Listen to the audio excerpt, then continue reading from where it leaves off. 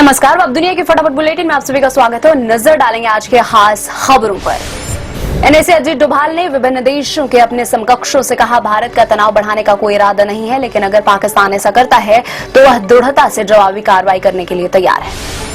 भारत के स्ट्राइक के बाद बौखलाया पाकिस्तान, कहा भारत को हमले का जवाब दिया जाएगा, वक्त जगह और तरीका हमारा होगा। पाकिस्तान ने इस हमले में 26 लोगों के मरने की पुष्टि की।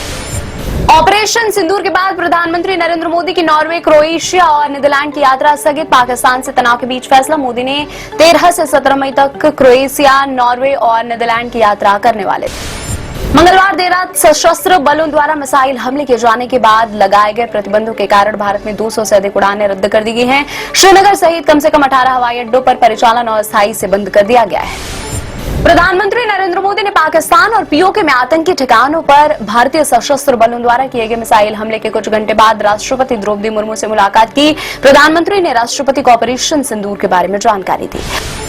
भारत की ओर से मिसाइल हमले किए जाने के मद्देनजर पाकिस्तान के पंजाब प्रांत में बुधवार को आपातकाल घोषित कर दिया गया। पंजाब पुलिस सहित सभी सुरक्षा एजेंसियों को हाई अलर्ट पर रखा गया है। सभी शिक्षण संस्थान बंद। ऑपरेशन सिंदूर के मद्देनजर राष्ट्रीय राजधानी में सुरक्षा व्यवस्था कड़ी कर दी गई है। एक वरिष्ठ अधिकारी ने बताया, प्रमुख स्थानों पर अतिरिक्त पुलिसकर्मियों तथा अर्धसैनिक बलों की तैनाती की गई है। यूपी में भी रेड अलर्ट जारी।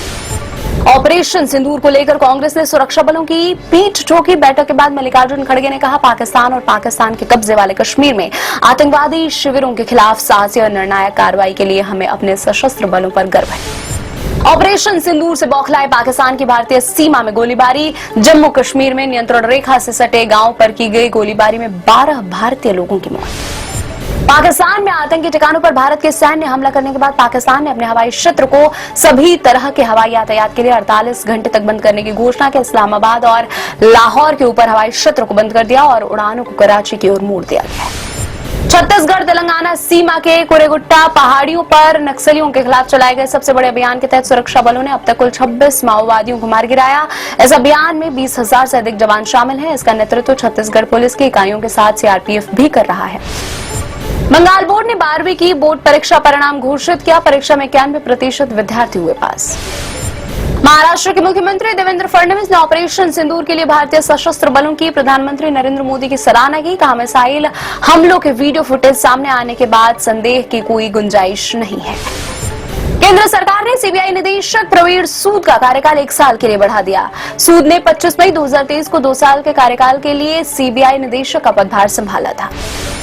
पीओके में भारतीय सशस्त्र बलों द्वारा किए गए सटीक हमले में जैश-ए-मोहम्मद के संचार नेटवर्क ध्वस्त। अधिकारियों ने बताया, सरजाल के तेहरा कलां गांव में एक प्राथमिक स्वास्थ्य केंद्र में गोपनीय तरीके से संचार नेटवर्क संचालित कर रहा था जैश।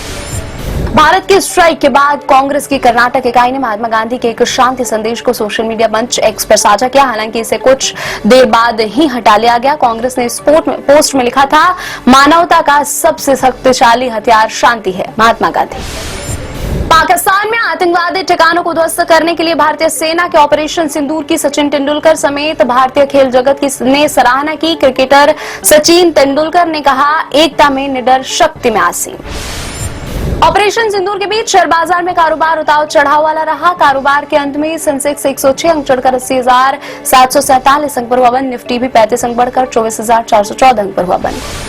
दोस्ताना 2 में नहीं होगी कार्तिक आर्यन की वापसी। 2021 में करण जौहर और कार्तिक आर्यन के बीच हुए मतभेद के बाद बंद हो गई थी दोस्ताना 2। रिपोर्ट के अनुसार कार्तिक की जगह अब विक्रांत मैसी होंगे फिल्म का हिस्सा।